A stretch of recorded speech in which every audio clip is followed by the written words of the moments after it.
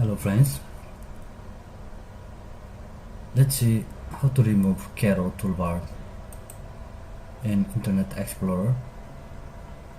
So we have some arrow key here in this button here, a face bar and the search engine.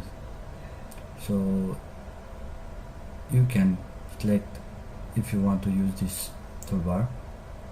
If you choose Yahoo, you will search in the Yahoo. Now we are going to remove this toolbar, so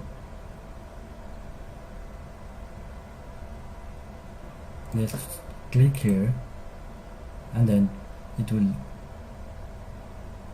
appear one dialog box, so click to disable.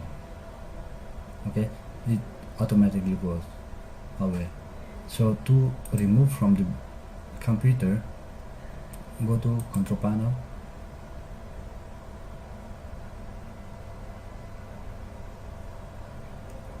and then click uninstall program,